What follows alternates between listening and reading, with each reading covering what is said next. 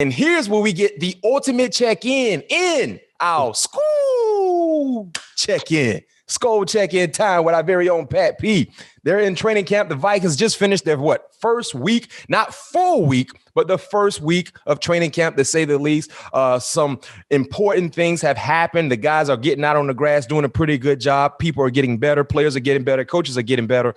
First few takeaways, Pat P, when you look at being on the grass with your new team out in Minnesota. Man, it's fun, man. It just feels like I said earlier before when we was in spring and going through mini camps, it just feels like a fresh breath of air. A lot of the guys are willing to put that work in each and every day to help us reach that ultimate goal. You know what I mean? So, we had a Saturday night practice last night, which was phenomenal. A lot of fans came out and showed up, had the fireworks at the end of the deal. It was just a great atmosphere, you know what I mean? So I feel like, God put me in the perfect position, at the right time. Because one, I always wanted to wear 7, and I got the opportunity to wear 7. I wouldn't have been able to do it if I was at the other team because, I would have to pay so much money because I'm one and all that stuff. And I'm back in that purple, man. I just feel like I'm home. It just feels good to be here with these guys, lacing up the cleats with these guys and going to work with these guys each and every day. Yeah. And one of the bright spots, young bright spots on the defensive side has been Cam Dantzler. Talk about the wisdom you're sharing with him and what you've seen from Cam so far in training camp. Cam is, he's finally getting back into the groove. You know what I mean? He missed pretty much all OTAs, mini camp. I can't tell you what the injury was, but, wasn't really able to be out there with us throughout OTAs and mini camp. But seeing him finally get his legs back up under him, seeing him compete, and it's a beautiful thing. Now it's just all about just showing him the ropes on how to understand what's coming to him before it happens. You know what I mean? Stop. As corners, as young corners too, we think we have to cover everything. You don't. Read the formation, read the receiver splits, and it's going to talk to you. You just have to open your eyes and listen with your eyes. As weird as that may sound, you have to listen to your eyes. You know what I mean? Sometimes your eyes can get you in trouble, but that's obviously within routes and stuff like that. But if you understand the grand scheme of things or what teams are trying to do to you and what position you need to be in to help the defense succeed, you're going to be better off and you're going to be able to help us in the long run. So, for the most part, just talking with him, just making sure he understands splits, understand, field position. That's really huge. Understand down and distance. You know what I mean? Understanding when you're in the slot, if we're playing a certain coverage and it forces you to be inside, understand where your help is. It's just things like that I'm able to share with him, and he's definitely taking it and running with it for sure. Well, another bright spot on the offensive end is another second-year player in Justin Jefferson.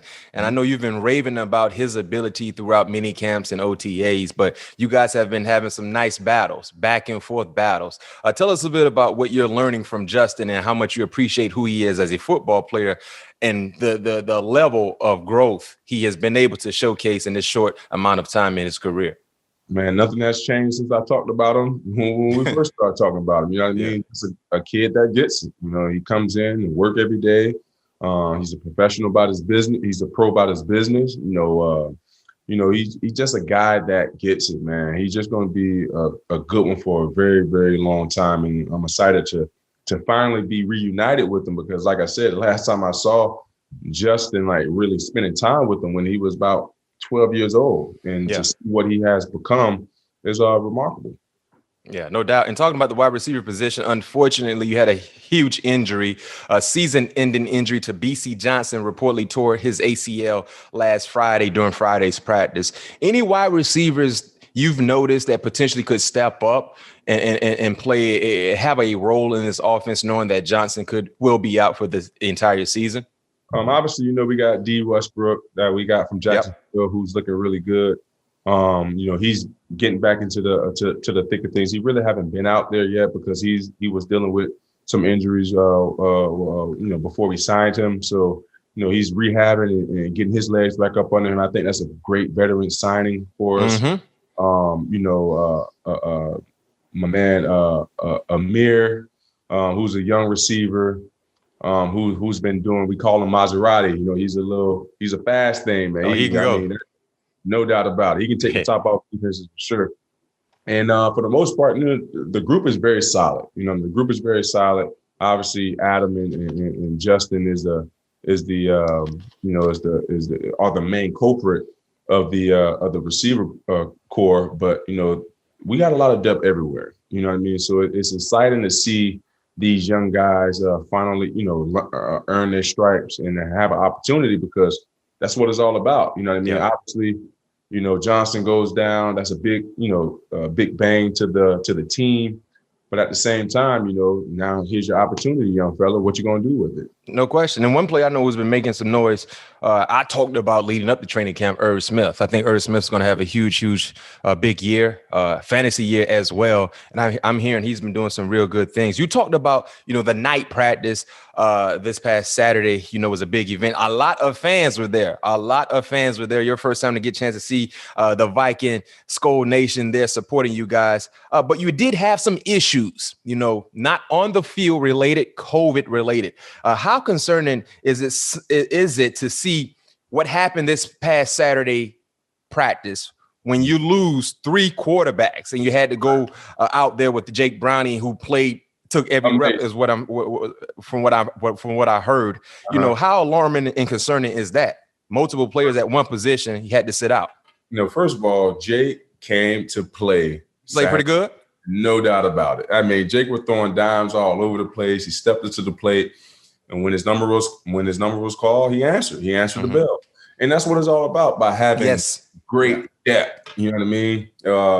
Obviously, we don't want to have anybody go down with COVID. It's better to have it now. Hopefully, it doesn't happen again throughout the season. But at the same time, Mac, like I always said, man, we need all hands on deck. You got to. And I know it's personal preference, but if you're trying to win a championship, I want to put myself in the best position possible. Period. Because at the end of the day, we got something going here, man. And at the end of the day, we can't. I don't want to be, obviously you want to build depth, but you have a greater chance by winning with your starters on the field. Hands down. And Pat, we've been saying this all summer long. It's not always the best team to win a championship. It's the healthiest team.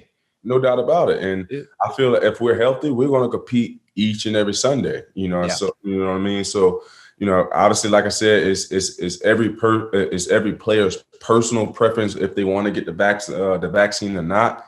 But, like me, I feel like I'm too important to this team not to get vaccinated, not miss an important game.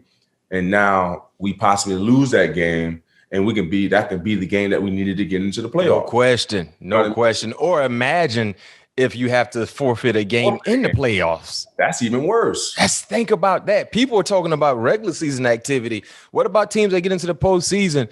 And there are a lot of guys that are not, like you said, it's a personal, preference. But what happens if, you have to forfeit a playoff game? I think about that. I think what the biggest problem is, being around the guys. I think the NFLPA is not doing a great job of educating us. It's a bunch of unknown, you know what I mean? And I think that's the biggest problem right now. Sure. You remember, Pat, I said last week, the NFLPA has been silent. Yeah. When it came to all the new protocols. I haven't heard the NFLPA say anything to back some of the players. And I can tell you, Coach Zimmer had a statement. He said he was frustrated with not just my football players who won't get vaccinated. I'm frustrated with everyone. More from Zimmer, he said, it's why people should get vaccinated. Something like this happens a day before the game that has a chance to get you into the playoffs or something like that. This Delta variant is rough. You can see the cases going up every single day now. That's why for the sake of everybody's health, I think it's important. But some people don't understand it. And like you said, they don't get it. And so it's about being educated, understanding what's going on, because this could be concerning during the regular season, and it definitely could be concerning during the playoffs.